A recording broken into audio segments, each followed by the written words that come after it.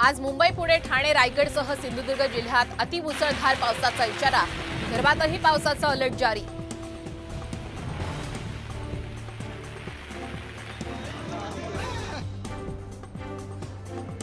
आज मध्य आणि हार्बर रेल्वे मार्गावर मेगा ब्लॉक. माटुंगा आणि मुलुंड स्थानकादरम्यान वाहतूक बंद.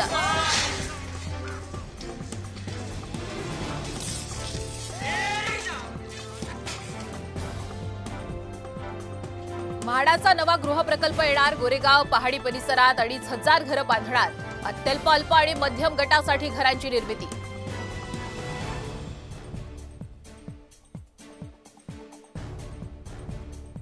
विधान परिषदेतील राज्यपाल नियुक्त 12 जागांपैकी राष्ट्रवादीला 3, भाजपला 6, शिंदेंना 3 जागांची शक्यता.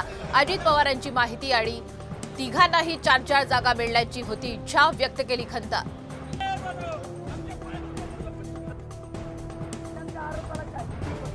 आजाला पराभव मान्य नव्हता आणि हा तेच करतोय. खासदार निलेश लंकेंची नाव न घेता सुजय विखेंवर खरपूस टीका. नुकत्याच झालेल्या निवडणुकीच्या विरोधात विखे न्यायालयात गेल्यानं लंके संतप्त.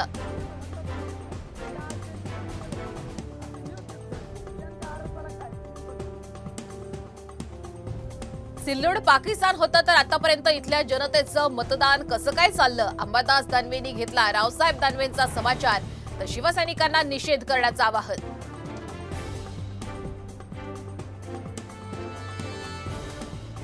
पूजा खेडकरांचा पुणे पोलिसांनी नोंदवला जबाब. सोसायटीच्या कार्यालयात 1 ते 1.5 तास चौकशी.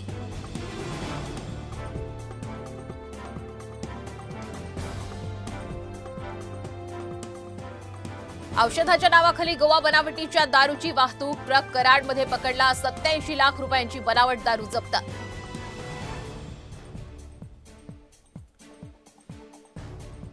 नाशिकमध्ये गुंडांनी साजरा केला पोलिसाचा वाढदिवस. वडी पोलीस ठाण्यातला धक्कादायक प्रकार समोर.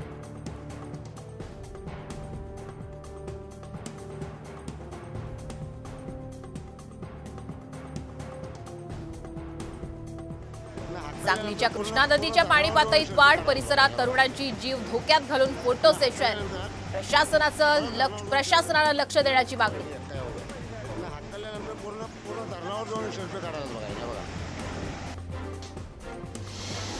सातपुडा डोंगर रांगेतील वाल्हेरी धबधब्यावर पर्यटकांची गर्दी. वर्षा पर्यटनासाठी गुजरात, मध्य प्रदेशातून पर्यटक दाखल.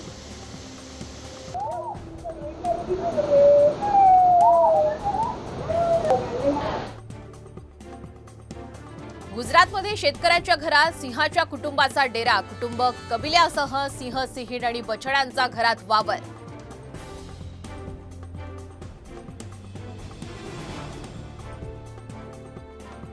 शेगावमध्ये देशभरातून संत गजानन महाराज मंदिरात भाविकांची मांदियाळी. गुरुपौर्णिमेनिमित्तानं अनेक दिंड्या शेगावात दाखल.